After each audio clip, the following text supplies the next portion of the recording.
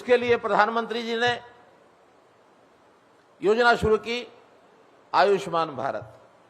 हमने आयुष्मान भारत में उसको थोड़ा और विस्तार दिया, उसमें चिरायु हरियाणा इसको साथ जोड़ करके और उसका विस्तार किया है। 1,80,000 रुपए तक की जिनकी आय है उनके लिए ये फ्री है। बाद में विचार आया कि इससे ऊपर की जो आय के लोग हैं उनको भी थोड़ा प्रीमियम लेके किया जाए। अभी इस महीने की 1 तारीख को हमने नया कार्यक्रम शुरू किया कि 1,80,000 से लेकर 3 लाख रुपए तक की आय, अर्थात महीने का 25,000 रुपए की जिसकी आय है उनके लिए भी प्रीमियम के रूप में सिर्फ 1,500 रुपया साल, 125 रुपया महीना, इतना लेकर के उनको 5 लाख रुपए का स्वास्थ्य बीमा कराया जाए। वो योजना हमने चालू की है ताकि एक मध्य वर्गीय परिवार के लोग भी थोड़ी राशि देकर के इसमें आगे सम्मिलित हो सकते हैं। अब ये योजना स्वस्थ होने में और स्वस्थ रहने में 2 योजनाएं हैं। अब आ गया बीच का विषय जो हेल्थ चेकअप का यहां चल रहा है। इसके लिए भी हरियाणा सरकार ने योजना बनाई है। उस योजना का नाम है निरोगी हरियाणा। और ये निरोगी हरियाणा हर एक व्यक्ति का चेकअप, आबादी हमारी 2,80,00,000 है। बहुत लोग तो हैं जो हेल्थ कॉन्शियस हैं, साधन संपन्न हैं, वो अपने टेस्ट कराते रहते हैं, लेकिन थोड़ी मात्रा है। ज्यादा लोग ऐसे हैं जो इस प्रकार का चेकअप करा नहीं पाते। तो एक सिरे से सब लोगों के हेल्थ चेकअप 2 साल में एक बार हो जाए, इस प्रक्रिया को हमने प्रारंभ किया है। सरकार का इंफ्रास्ट्रक्चर अपने आप में इतना नहीं है कि सबका चेकअप जल्दी हो सके। इसमें हमने प्राइवेट कंसर्न जो है उनको भी साथ जोड़ रहे हैं ताकि सब लोग साल में या 2 साल में एक बार हेल्थ चेकअप कराएं, ताकि कोई प्रारंभिक बीमारी, छोटे बच्चे होते हैं स्कूल गोइंग, कॉलेज गोइंग, कई बार उनके शरीर के अंदर कोई ऐसा बीमारी पनप रही होती है, बहुत प्रारंभिक स्टेजेस पर होती है, जानकारी नहीं मिलती है।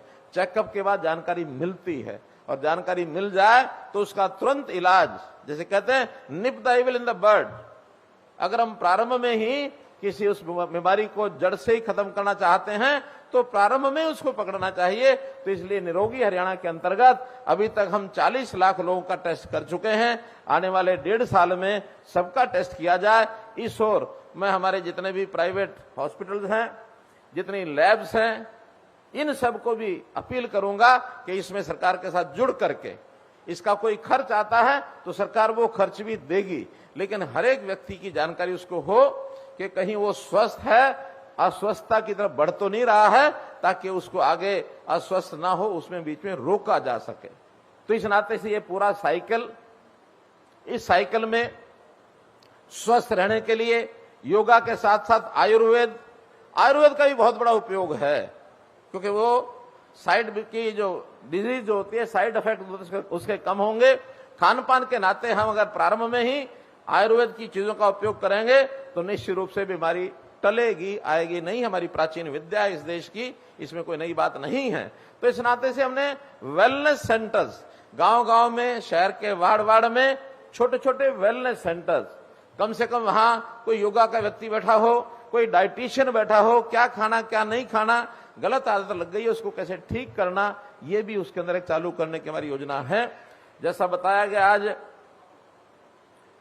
मैडम ने साइक्लोथॉन की बात की। हरियाणा में नशा मुक्त हरियाणा के लिए, ड्रग फ्री हरियाणा बनाने के लिए 1 सितंबर को एक साइक्लोथॉन यात्रा शुरू की थी। करनाल से लगभग 15,000 साइकिलिस्ट उसके अंदर शामिल हुए थे। बाद में सब जिलों में होते हुए, संख्या उतनी सब तो आगे नहीं चली है, हर जिले का पार्टिसिपेशन है। आज वो 17 दिन जिसको हो गए हैं। प्रातःकाल आज सिरसा में एक कार्यक्रम में मैं स्वयं उपस्थित था, उतनी ही बड़ी संख्या 10 से 15,000 लोग वहां भी थे। सिरसा, फतेहाबाद, ये 2 जिले हमारे सुभाष बराला जी जो के फतेहाबाद से रहने वाले हैं, उन दोनों जिलों में हमारा युवा ये भटक चुका है।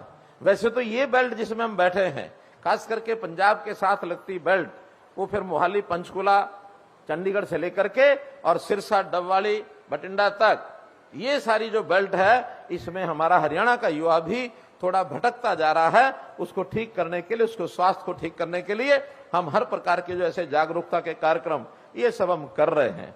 इस विषय को मैं यहाँ इसको इसलिए समाप्त करता हूं कि आज जो मेगा कैंप यहाँ लगाया गया है, हमारे श्री तरसेम गर्ग जी, विशाल गर्ग जी, मीनाक्षी गर्ग जी, MM जो अपना ये हॉस्पिटल है, इस हॉस्पिटल के सभी डॉक्टर्स, सभी स्टाफ, इनको मैं अपनी ओर से बहुत बहुत बधाई और बहुत बहुत शुभकामना देता हूं। इस नाते से एक विषय और जिसकी चर्चा मुझे आज जरूर करनी है, क्योंकि वो भी आज के कार्यक्रम से जुड़ा है। आज 17 सितंबर है, देश के प्रधानमंत्री जी का आज जन्म दिवस है। उनके इस जन्म दिवस के अवसर पर, क्योंकि मुझे जब निमंत्रण मिला यहां का, तो इसी उपलक्ष्य में मिला कि प्रधानमंत्री जी के जन्मदिन के दिन हम जो यहाँ एक मेगा कैंप हेल्थ चेकअप का लगाना चाहते हैं, आप उसमें आइए। हालांकि मेरा कार्यक्रम बहुत लंबा बना हुआ था, मैंने पूरा हरियाणा आज नापा है, सिरसा से पलवल, पलवल से पानीपत, पानीपत से यहाँ आ रहा हूं मैं, तो इसलिए पूरा हरियाणा नाप करके यहाँ मैं आज आया हूं। और केवल प्रधानमंत्री जी के जन्म दिवस के अवसर पर आज हम कार्यक्रम कर रहे हैं। पूरे देश में सेवा कार्यक्रम आज हो रहे हैं, विभिन्न प्रकार के गरीबों के हित के लिए, क्योंकि गरीबों के मसीहा अगर आज की तिथि में मैं किसी को संज्ञा दे सकता हूं तो नरेंद्र मोदी जी वो गरीबों के मसीहा हैं। गरीबों के लिए बहुत योजनाएं चलाई गई हैं, बहुत योजनाएं, उनमें चाहे स्वास्थ्य की हो, चाहे मकान की हो, चाहे शिक्षा की हो, चाहे लोगों के रहन सहन की हो, चाहे उनके लिए आयुष भोजन की बात हो, चाहे राशन कार्ड की बात हो, चाहे रोजगार की बात हो, इन सब बातों में आज जितना काम हुआ है पिछले 9 वर्ष में, मुझे तो नहीं लगता कि भूतकाल में कभी किसी ने सोचा हो। केवल गरीबी हटाओ ये नारा दिया जाता था, लेकिन इतने वर्षों में गरीबी को दूर करने के कोई इंतजाम नहीं किए। हमने एक एक परिवार, एक एक व्यक्ति की पहचान की है, फैमिली आईडी बनाकर किस परिवार में उसकी क्या स्थिति है, कोई काम करने वाला, रोजगार करने वाला है या नहीं है, उसकी इनकम कितनी है, कोई पढ़ाई लिखाई करके युवक वहां आगे बढ़ा कि नहीं बढ़ा है, नहीं तो शिक्षा के माध्यम से उनको कैसे आगे बढ़ाया जाए। आज भी जो श्रमिक दिवस, दूसरा विषय है विश्वकर्मा दिवस आज है, तो राष्ट्रीय श्रमिक दिवस भी है। श्रमिकों में मैं लगभग 10,000 श्रमिक भी थे पलवल के अंदर, जो हमारी यूनिवर्सिटी बनी है भगवान विश्वकर्मा कौशल विश्वविद्यालय, तो वहां पर मैंने ऐसे श्रमिकों के सामने शिक्षा के क्षेत्र की ही योजनाएं उनके सामने रखी कि आपके बालकों को पढ़ाने के लिए जितना ज्यादा सहयोग हम कर सकते हैं उतना सहयोग करेंगे, चाहे स्कॉलरशिप है, चाहे उनकी पढ़ाई है, चाहे उनके कंपटीशन है, चाहे उनकी ट्रेनिंग है। इस प्रकार के ट्रेनिंग के कार्यक्रम उनको दे रहे हैं। मित्रों, कहने के लिए बहुत है। अंत में तो मैं एक विषय सोच रहा था कि जब मेरे खड़े होने से पहले मेरे तारुफ में हमारे सीनियर जो ये हैं एंकर मुमताज जी, ये कुछ अपने लफ्जों में कुछ मेरा तारुफ, परिचय क्या कहते, तारुफ करा रही थी, तो मुझे लगता था कि भी किन लफ्जों में अपने जज्बात में इजहार करूं, तो ऐसा बैठा बैठा मैं सोच रहा था। लेकिन फिर कभी मन में आता था कि हर जुबान में जो लफ्ज होते हैं, उसके जो नुक्ते होते हैं, उस नुक्ते के हेर फेर से कभी जुदा खुदा हो जाता, कभी खुदा जुदा हो जाता है, तो इसलिए थोड़ा बच के रहना पड़ता है। एक नेता हमारे इसी प्रकार से कुछ लफ्जों का उपयोग कर रहे थे।